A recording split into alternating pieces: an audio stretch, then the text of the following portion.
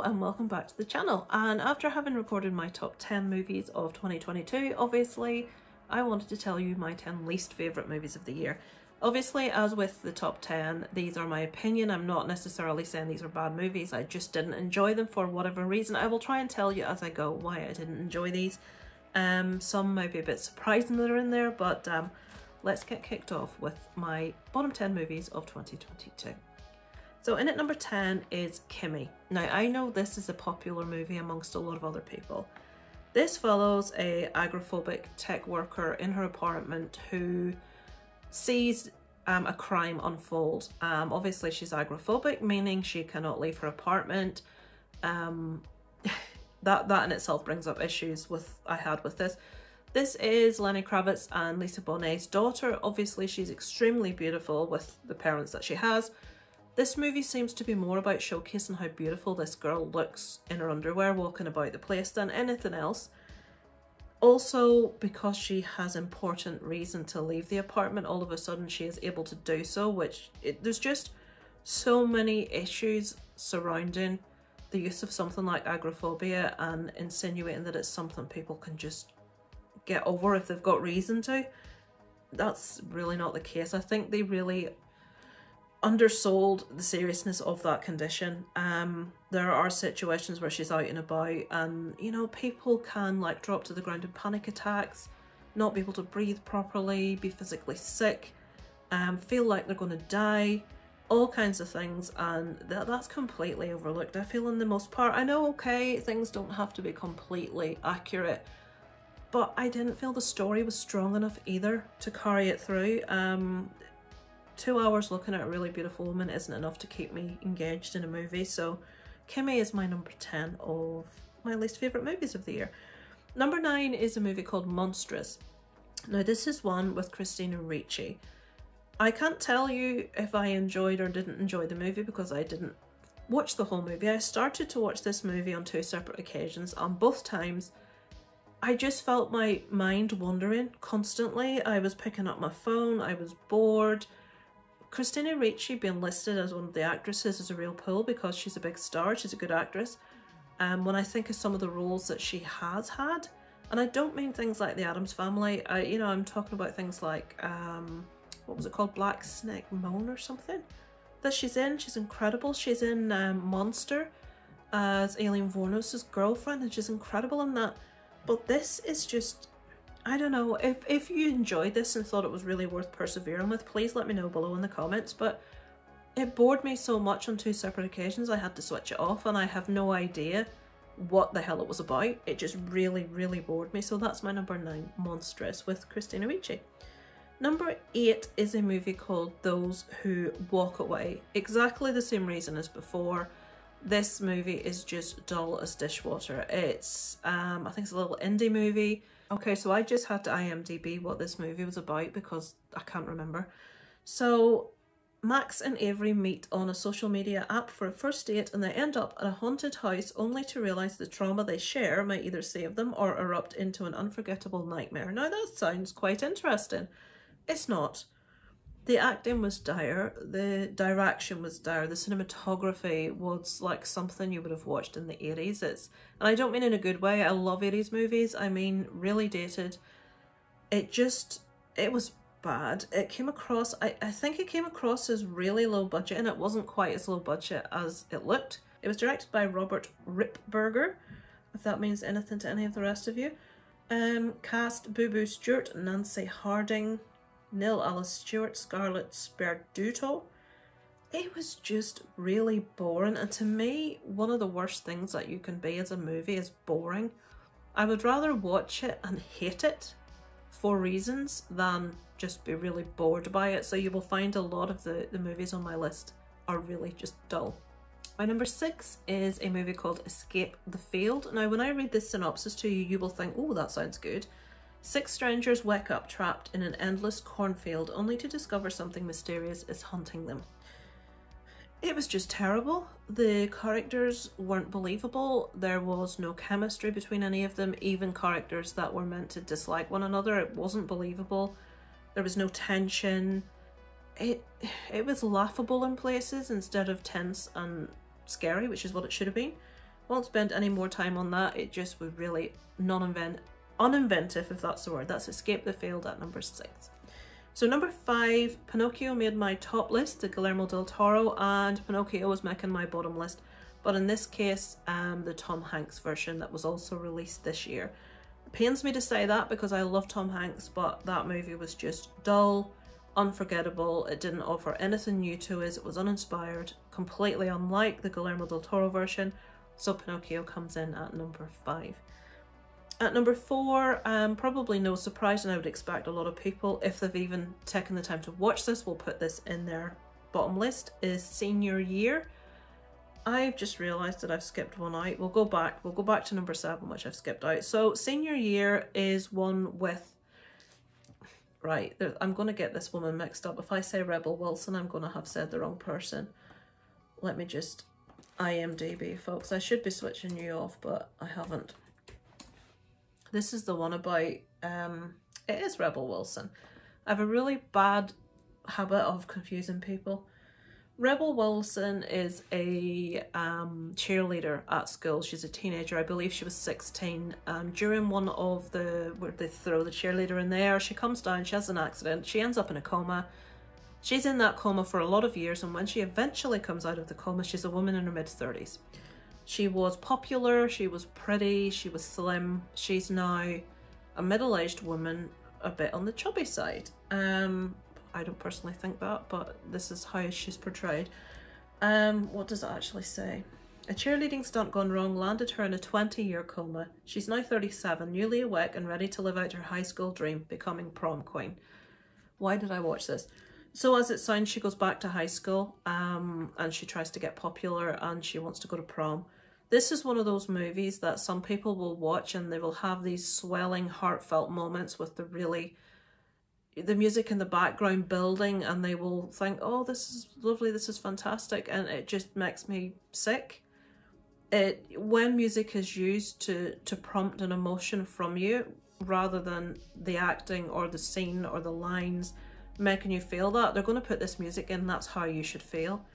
It's just typical of this kind of movie. It's vile in its approach about everything being about appearance. It's not funny. There's just no redeeming features of it whatsoever, and I don't know, I avoided it it was on there for like 2 months, and it was constantly coming up in popular movies. Netflix was flashing it up all the time, and one day, for some unknown reason, I watched it, and I wished I hadn't. It was rubbish. So Senior Year is my number 4. Let's go back to number 7, which I skipped out. I don't need to spend any time on this. Morbius. I should have loved this. This trailer looked fantastic. I loved the fact we had a superhero movie with a horror edge to it. I love the imagery. It should have been amazing, and it wasn't. Even with the action scenes that it had, which in some cases I really enjoyed, it didn't hold my attention. I wasn't interested. It didn't do it for me whatsoever, and it should have done. It's one of those that you really look forward to and think this looks excellent, even with everyone saying this is really bad, this is terrible, you'll hate it.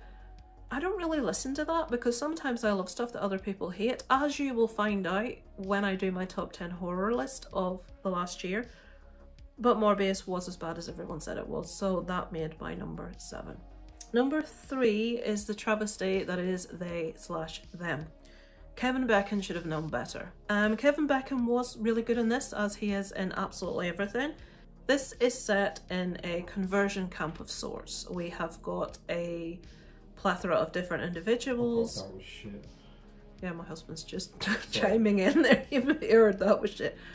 This should have been excellent. Kevin Bacon, someone going around killing people at a camp. We also have the inclusion of all these different diverse people in this. All I need to say to you is there's one scene in this where these people together, not ironically, sing the song Perfect by Pink. Now, I love Pink. More power to Pink. But that scene when they're all sitting around smiling, singing Perfect, I fast forwarded. It was awful. I really didn't like this, and I really wanted to like it, because I do feel that we need more diversity in film. We need more characters from different walks of life, with different sexualities, with different overall. And I will say there are characters in this that I did like. I feel this could have been really good. Kevin Bacon was on point, as he always is. Who was it that was in it? Anna Chum, was it her out of My Girl that popped up in this? And I spent ages trying to work out who it was before IMDb came out. I'm sure it was her out of, called like Anna Chumsky or something. I think she was in it. There was nothing really that wrong with most of the acting in this. The storyline was terrible. The writing was atrocious. So bad it would actually make you quite cross. So that makes my number 3, they/them. So I've only 2 left, folks. And my number 2 was probably one of the funniest things I saw all year, but it wasn't meant to be. So number 2 is a movie called Death Count, which also is called Numbers. This has Michael Madsen in. How the hell they got him to do this is anybody's guess. What I will suggest is, and I will link it below if my memory serves me to, but please check out Screen Star's review of this. And some of the things he says about this movie is really funny. As an example, Michael Madsen turns up in this with a black eye, and it's not a part of the story. They just, like Aaron from Screen Star said, they just seem to have just let him roll with it. Just let's not allude to it. Let's not talk about it. Doesn't matter. We don't have the budget to have him for extra time till it heals. We don't want to put makeup on it. Just let's not bother. So let me give you the synopsis of this, which sounds fabulous. Strangers awaken in individual holding cells with no memory of how they arrived. They realise if they don't acquire enough online likes in a timely manner, they will die horribly at the hands of a sinister executioner. So that sounds brilliant, doesn't it? Very Saw-like. So these people are in individual cells. They have to, in most cases, maim themselves rather horribly, and whoever gets the most likes doesn't die. Whoever gets the least dies. The acting in this is amongst the worst I've ever seen. This is one of the funniest things I've seen all year. You would swear that it was being played that way to make you laugh, but it isn't. There are movies that are filmed that bad to make you... Movie Massacre would tell you about those movies. Some of the stuff I've seen that guy review, oh god, they're awful. They make The Room look like just a work of art. Like The Greasy Strangler. Go check out some of those reviews. This could be along with that. It's awful, but it doesn't seem to be doing it to be funny. It's just odd. There's no redeeming features, but I did get quite a few laughs out of it, but the things I was laughing at were not meant to be funny.